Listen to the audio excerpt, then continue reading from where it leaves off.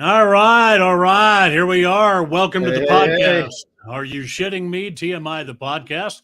I'm Mike. And I'm Ron. And as we always say each week, believe it or not, we are brothers. So you Bros. said there was something you wanted to. Oh, yeah. I know what you want to do. Tell us about your exciting travels there, little So bro. let me tell you something, man. Today's topic is about how are we still alive, and that's kind of I had an experience like a couple weekends ago. So I was taking our travel trailer from Las Vegas to Missoula, Montana, and about in Pocatello, Idaho. My truck decides to tell me I have no oil, blah blah blah. So I have it towed from my truck on a flatbed, towing my 30-foot travel trailer from Pocatello to Missoula. It's about 380 miles. Only to find out about halfway, I look out and the awning on the trailer has blown off, and get it to Missoula, drop the trailer off at the property, the truck off at the dealership, and fly back Monday to Vegas, and then get a call from the dealership on Tuesday that I have metal shavings in the oil on my truck. New engine. They want $13,000 to put a new engine. Of course they do. I kindly said, boop. And I said, look, just go on the lot, find me a new truck. Tell me what you give me a trade on mine. We'll call it a day. So 2 days after that, I find out the water main in the front of my house has busted to the tune of about 41,000 gallons of water. So I can't wait to get that bill. So tomorrow I'm flying back to Missoula to pick up a new truck to drive back to Vegas. So Bring some water back with you. Bring it on. Bring some water back with you. Put some water in the back of that truck and haul it back. Amen. Make up for some of those gallonages you lost. I see we got some people signing on. When you sign on, don't forget you can comment live with us. We see your Mike, comments. hook me up so I can see who's coming on, Mike. I can't see. Well, nobody has said anything yet. So I don't know shit! Come on. So we've been plugging this for a week, man. This is going to be good. So let's get on. Let us know you're there. Let us know that everything's working. But I think everything is good so far. I can see we got 5 or 6 people there yet. So let us know who's there. And the topic of the podcast this week is things that should have killed us. Why am I still alive? Things that should have killed us. And before we went on, Ronnie and I were talking about, we've been racking our brain for about the last week. I've got probably 8, 9, 10 things, and I can keep adding to the list. Absolutely. There's one I want to save to the end, and he knows what it is. Matt, you're going to factor into this one too, by the way. Our cousin Matt's there. Matt's going to be here because what's the matter? He must not have been able to go to the game. Yeah, because Matt, this episode will definitely have you involved. So you can feel free to join in. We can actually bring you live on screen. So let's dig into it, Mike, man. Let's get this rolling. All right. Here's my first one. And I told Ronnie, I've got some that I don't even think he knows about. When we were younger, and I think this is before mom and AT got married, we were living in the Rustic Hills apartments. In fact, I think Aunt Linda and the boys lived in the same complex. They did. But we were out with some of the neighbor kids, and there was a big, like a dumpster area that had a fence around it out in the parking lot, and you can ride around it. Well, somebody got the bright idea to have races around the dumpster, right? So I get my bike, and we're out there, we're racing. And without knowing, I go around one time, and as I'm on the back side of this dumpster area, I can hear kids yelling something. And I thought, wonder what they're yelling. I come back around, and as soon as I did, I got hit by a car. Oh, shit. And I ended up underneath the car. And so I remember mom and dad and a bunch of neighbor people out there and they're yelling at the guy that hit me. God, don't move, because he's trying to back up and I'm under the car. Oh, shit. So they're yelling at him, God, don't move. And I think dad and there was a guy that lived in the same building we lived in. He and dad kind of got along pretty good. They literally lifted the front of this car up enough to where somebody else was able to pull me up from underneath it. Wow. Now, it wasn't serious enough that, it required medical attention, at least that we knew of at the time. But I do think it knocked me out for a while because when I Oh, came, I can only imagine. I don't. I remember getting dragged out from underneath the car, but I also remember thinking, "What the hell's going on?" So yeah, there's the first one out of the box is having bicycle races around this dumpster thing and getting hit by a car, which ended up on top of me. Wow. Yeah, I had no idea about that. That's the first time I ever heard that story. It's a road game. Oh, okay, I see. That's why he's not there. Okay, all right.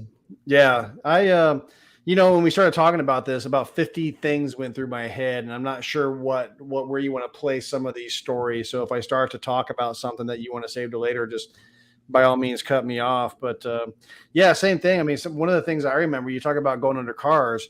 Do you remember as kids, Mike, taking our big wheels and green machines and taking the wheels off of it, and we would make our own makeshift what the hell are those? What do you call those? Dude, cars? I know where you're going. I'm referring to those as downhill racers or Amen. downhill coasters. Yes, amen. And it was one of those things where there were no brakes on the damn thing, and the way you steered it was you had a piece of 2x4 in the front with a bolt in the middle of it and a string like this, and you're going downhill doing Mach 5, and we lived on what's called Debonair Hill. Now, when you're 8, 10, 12 years old, it was a big freaking hill. You go up there now and you're kind of like, it's not that bad. But when you were a kid, dude, you were doing Mach 5 with your hair on fire down this hill, and you prayed to God that when you got to the bottom of the hill, there wasn't a car coming the other direction. Yeah, that's right. The bottom of the hill was Sleepy Hollow. Yeah, and, exactly. Yeah, you just hope to hell there wasn't anything coming, because if there was, you're dead. I do recall, I don't know if it was you or one of the halls that ended up under one of the Bruners or Brunens cars, because they were at the last house at the end of the street on the right-hand side. So yeah, I don't know who it was. But Ralph Bruning was a cop. Yes. And remember, we were out there doing that one time, and he came home, and he went to our parents' house. He went to our houses and was giving everybody shit because we're down there doing. Well, what he didn't realize, one of the kids going down the hill was named Chandler Bruning. Chandler Bruning, yeah. And Chandler who's Jubal Gillis said, "Hey, Mike, you can only guess the shit I did and live through." Well, you know what? Tell us about it, man. That's what we're here for. We want to hear the type of stuff that you guys did. Jubal is a wonderful friend of mine.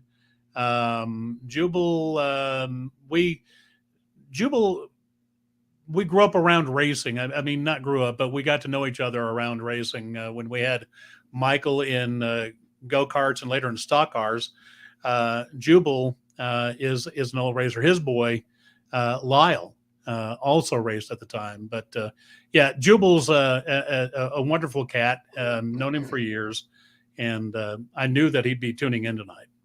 But the downhill racers, that is a glaring example of shit we did as kids that we probably shouldn't have lived through. Oh, dude. But that, and I'm going to tell you guys a couple stories about my brother Mike. Mike was a little more bolder than I was at this age. Now, mind you, he's like 20 years older than I am. Okay, maybe 6 years older. But anyway, I remember Mike riding his skateboard, doing a handstand down Debonair Hill one time. And all I could think of is, this fool's going to just flip and die. I mean, that's all there is to it, man. I'm not going to have a brother anymore watching this guy do this crap. I'm just like, oh, my God. If my dad was home, he would whoop his ass right now. Because you didn't do shit like that around Dad. No, you didn't.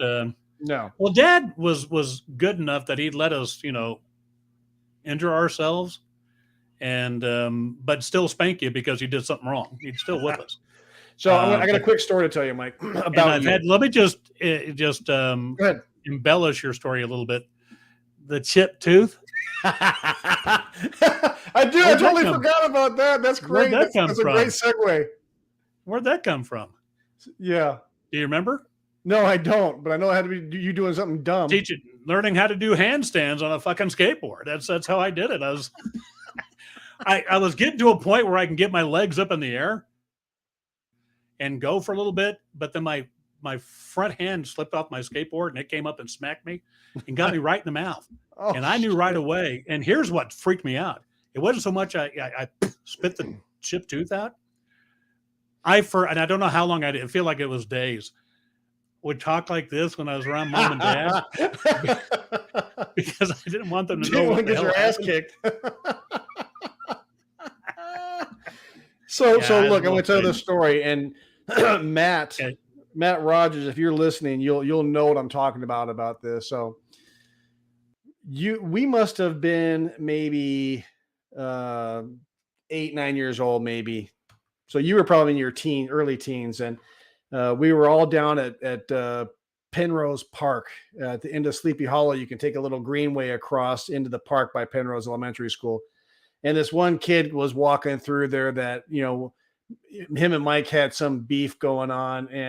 And this dude was just woofing shit to Mike. And Mike wasn't one to back down from a fight. So he reaches in his pockets, throws all of his money out, and he's like, yeah, let's go right now. And they started getting into it and fighting. And Matt and I kind of freaked out. So we got like running home all the way to where Matt's mom, my Aunt Linda, and my mom were home, and we're like, "Oh my God, Mike's gonna die! He's getting beat up! He's getting killed!" And my mom and my Aunt Linda went running all the way down to the park. Now, mind you, they're probably in their 30s at this time, and yeah, it was just one of those things where we would have swore that Mike was just going to get killed that day. But he lived to tell about it, and actually, if I remember correctly, he won that fight, and live to fight another day, for lack of a better term. Where'd you go, Mike? Did I lose you? Well, anyway, it looks like I lost my brother, so maybe he'll be back in a second. But again, today's topic is, why are we still alive? Things that we've done in our past that we probably shouldn't be alive, but yet we still are. So if you're online and you can see us on YouTube or on Facebook, by all means, join in and let us know some of your stories. I know one of the stories that I wanted to tell. Oh, there you are. Where'd you go? Did you have to pee? Let's just say at my age, I washed my hands when I was done. So again, what do we say, Mike? Did you have to pee? I don't know, Ron. It just depends. So anyway, I was telling the story that you missed about when I was way younger and you were in your teens and you got in a fight over at Penrose Park. And just that one? Well, that was the first I remember. And I remember you and the guy getting into it. And Matt and I went running home all the way to where Mom and Aunt Linda were. And Mom and Aunt Linda go running all the way back down to the damn park. And Matt and I would have swore that you had been killed by this time. But I do think you won the fight. So that's what I remember of that. Hey, Dad. Why didn't your mom get your tooth fixed? Yeah, first real fight I've ever seen. See, look at that. Matt remembers. First real fight I've ever seen. And Mike, hold on. Here's that is Mike. not a very flattering memory. Here's Mike. Well, you want some of me? Come on, man. Let's go. Throwing all this change out of his pockets, and I'm all like, "Oh my God, everyone's gonna die." I can tell you, the only thing I can tell you about fighting was Daddy raised us on two basic principles. One is if somebody else starts something, you better finish it. Amen. And if you start something, you better finish it. Yep. And look, was I the biggest kid? No, but I had no fear. So yeah, I didn't back down too much. I was not Carolyn will tell you some stories about our dating. I mean, there were times I would try to take on 2 or 3 people. The funniest one speaking about, shit we did as kids that maybe should have killed us. This one didn't come to fruition, but as I'm healing after the splenectomy, so I'm upstairs in the house and I don't know what had happened, but there was a kid lived up on Sleepy Hollow named John. I forget it was John LaSalle. Yeah, they're the brothers. And and his long-haired brother or whatever it was. Yeah. And somehow he and I had just got to a point where we couldn't stand each other. And he came to the house one night, he and his brother, and, threatening to kick my ass. And I listened to it. And finally, I went to the door and I was going to go out and Dad grabs me and he's pulling me back. And I said, no. And I'm still got stitches in me. I'm still recovering. And I think Dad finally went out there and made them go away. I think John and I took care of things. Actually, he got bit by a snake. So I was thankful for that. But And where'd you get the snake, Mike? and here's it was well trained. But anyway, yeah. Snake. So anyway, so I did the hit by a car. So here's one for you, and you should know some of these. Stuff we did as kids didn't always involve kids. Dad thought our damn truck was a Oh my four-wheel God! drive, Stop. and Stop. I can't tell you how many times we were in places where I was thinking, well, that's Oh my it, we're God, dead. dude. We're falling off the cliff, or something was going to happen, or he'd go racing through fields in this damn thing and have no earthly clue what's in front of him. Yeah. I mean, if you're in Colorado Springs right now, out on Powers was a small 2-lane road when It we was were the kids. end of town. It was that side of town. We were out in the middle of nowhere. Yeah. And there was everything to the west of Powers then was all field. And there was this, somebody had made sort of a motorcycle racetrack out there. Well, we're out there in the truck and Dad's jumping hills and crap. And Now, mind you guys, this is a 1969 68 Ford F-150. F-150. Yeah. Two-wheel drive. But And this cat would have swore it was a 4-wheel drive. Trust me. But yeah, for Dad, it was a freaking 4-wheel drive. Yeah. But yeah, And here's another thing about that, Mike. Let me tell you what a bunch of pansies we have in the world today. This is how we rode in the back. It was our of Dad's car. truck, in the bed of Dad's truck. pretty much. I mean, just hanging over the sides, and you literally fought for the spot on the hump where the tire was to sit. Unless you were the oldest of the group, then you got that spot on the hump. You got the spot over the tire. Yeah, Everybody else had to fight for their crap. Yeah, and but no, this that's- wasn't I mean- just like around the block or stuff. We would go on full on cross town shopping trips, just dangling up the side of a truck. So We yeah, were- again, I do mean, you that see that was- nowadays? That was our Absolutely not. vehicle, man. That's how we got around. Absolutely. Okay, here, not. Jubal's got one for us. I'm going to share this with you real quick. One time I pulled the transmission out of my 64 Impala. It was so cold in the shop, I carried the trans into my bedroom and tore it apart. I love it. Mom and Dad would have killed me if they had not come home when he did. Lucky for him, the gear was a gearhead also. Dad was a gearhead. My room stunk for a long time. Well, no doubt. I love this cat, man. That's some shit I would do right there, man. But it's Screw it, cold it's out too there. cold out here. But the house has heat. I was just watching a thing on TV the other night about can't remember who it was, but it was a race team that back in the day, because kind of the same deal, they had to fix an engine the night before. So they built the engine in the motel room Oh, and then had to find a way to get it out the door and get it to the track. So yeah, and that's my man Jubal, though. I can see Jubal doing that. Jubal is Jubal is just all around good people. But yeah, just the adventures with almost anything with Dad. The greatest fear is let's go to the mountains and let's take nothing with us though, and see how that works out. And we did. I mean, Daddy thought that damn truck was a 4x4. But yeah, that out off of Powers, I remember, and there was a ravine out there. That's what I was getting to. And Dad's Well, going that'll through come this into field, play here man, in a I'm moment. thinking, I'm thinking, God, we're going to die. And fortunately, I think he realized as he's getting up on it, oh, there's a ravine here. But talk about fearless. This old dude had no fear of anything.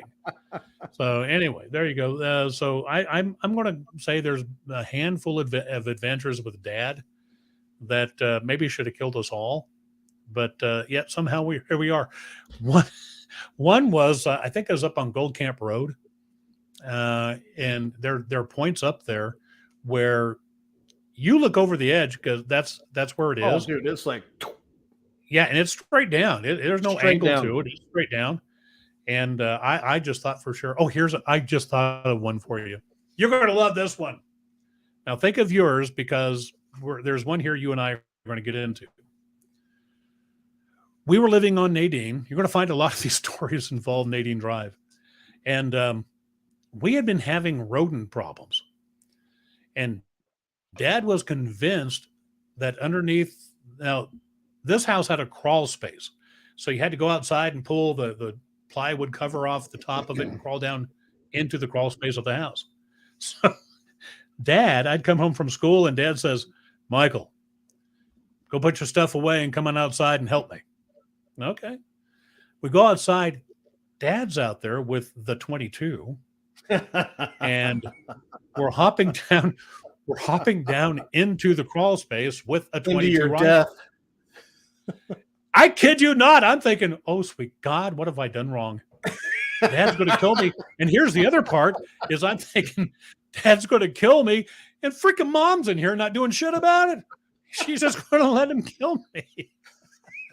I was so afraid when we were down there. And he did pull the trigger. Why it didn't ricochet off and kill us, I have no idea. But he was down there trying to shoot mice. Good Lord. Man. So this will be Matt Rogers. If you're still on here, I'm gonna tell this story because this is about you. Random address stories. Oh, I bet he does. Yeah. So I'm gonna bring up the Kawasaki Ducksters, but I'm gonna bring it up in a story about Matt Rogers. So Matt is our cousin, and the Kawasaki Ducksters were back in the days. They were 3-wheel. Motorcycle, aka death traps, that Mike and his buddy Steve had bought. And where we grew up on Debonair Circle, the backyard it came out grass and down these rocks, grass down the rocks, and then it was a big area down at the bottom. Pretty good sized backyard. So Matt wants to ride the 3-wheeler. So I'm like, okay, so let's go. We're gonna take him out in the backyard so we can kind of tool around so we don't hurt each other or hurt ourselves. So I told Matt, I said, look, the only rule is do not put your feet down. So when you see who's doing in here. Oh, dude. So we look who it is. Amen. So we ride down the rocks, and we get down to the bottom of the hill, the bottom of the backyard. Mike, remember what I'm talking about? That big area right between, and Nanny the dog was right next to it, right there. And all of a sudden I hear this, and I look over and here's Matt with the back tires just peeling out over the back of his fucking legs, and he's still got his thumb pressed on the damn accelerator. And I'm like, let go. And so, God. Now, and this, we're talking, 15, 35, 40, we're talking 35 years later. Every time we meet, that's the story we talk about. But that's beautiful. I love that story. Now I will tell you something, and I'm Steve, man, I love you. Hey, Steve, how you doing, brother? Long time. Steve, man, has been like a brother to me for many years, and there's a great story there, and I'll share that with you sometime. But since we're on Ducksters, Steve and I bought those after doing a remote. Steve, correct me if I'm wrong, but I think we did a remote somewhere out in Falcon, and there was somebody that had these on display from Kawasaki. We ended up buying the things, but we didn't have any place to keep them. So we kept them at Mom and Dad's house. And occasionally Steve and I would stop by, and there wasn't anything out on power. So we would actually ride them through the neighborhood and get out to the fields off of Powers and have a heyday with them. So one day we stopped by and we pick them up, and Steve gets on his and he says, "Hey, Mikey, something's wrong with mine."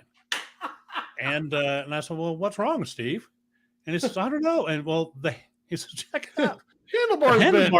The handlebar's bent, and the throttle isn't right." And so we're trying to figure out what the hell's going on. It wasn't me. It wasn't me. It was the one-armed man. But those damn things, again, you talk about, yeah, you're right. Don't put your foot down because it will hurt you. And I think that's pretty much the reason why they stopped making them. Oh, Now, amen. here's one that involves Steve and I, and it's really kind of funny. We would take them out off of Powers. Now, there was a Kmart that used to sit out on Powers that it was way out in the middle of nowhere, right? So Steve and I are on the west side. And again, I told you somebody had made sort of a track out there. So Steve and I decided we're going to have time trials on our Ducksters.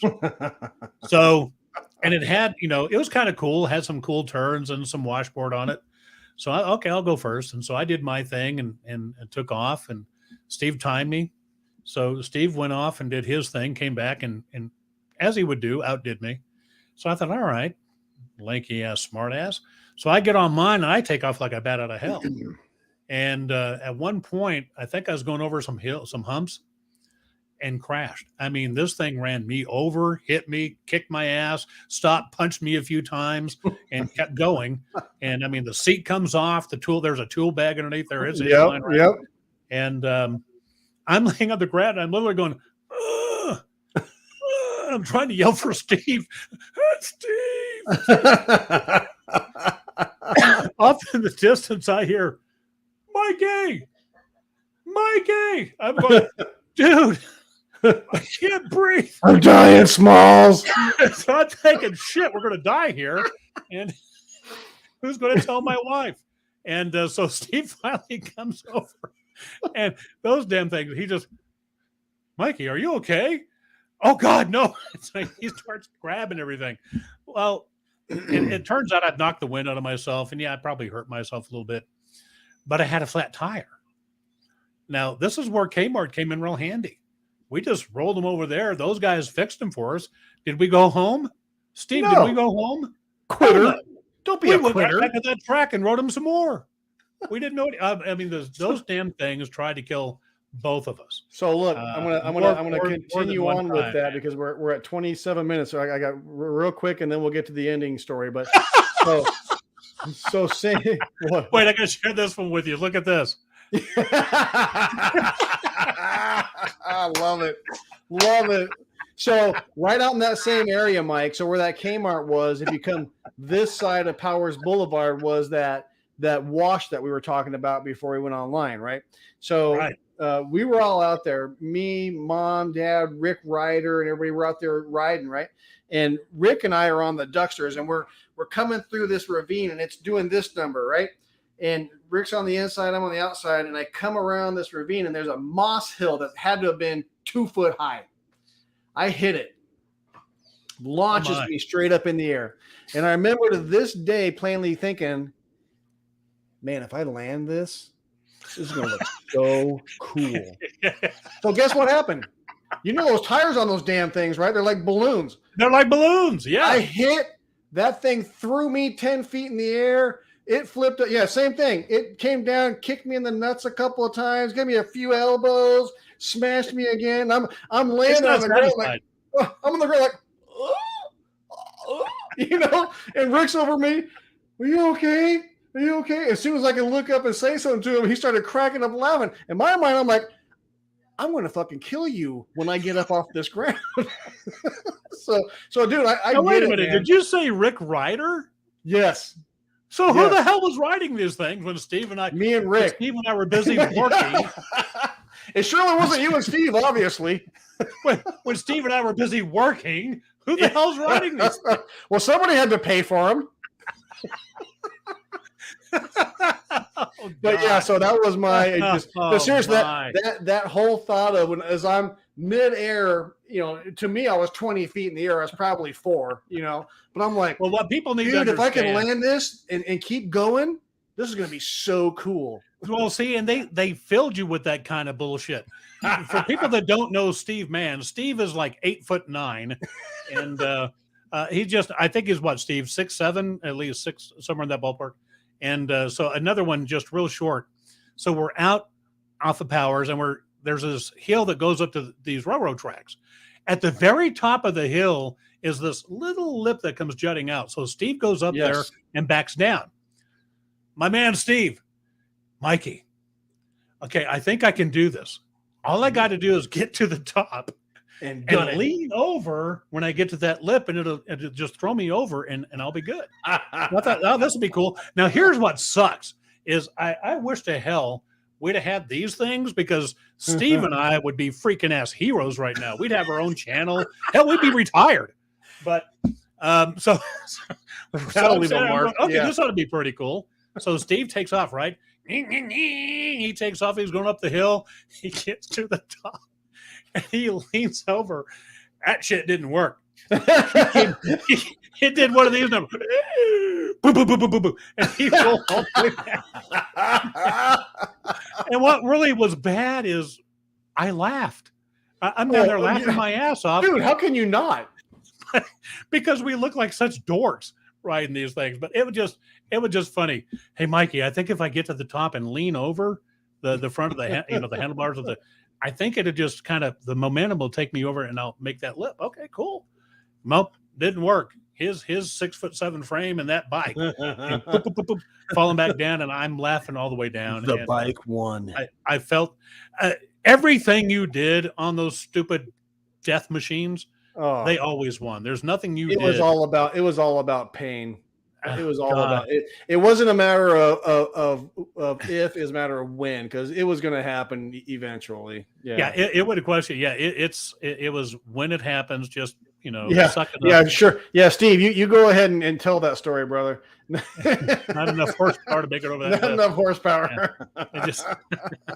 It was a Kawasaki Duster 250, bitches.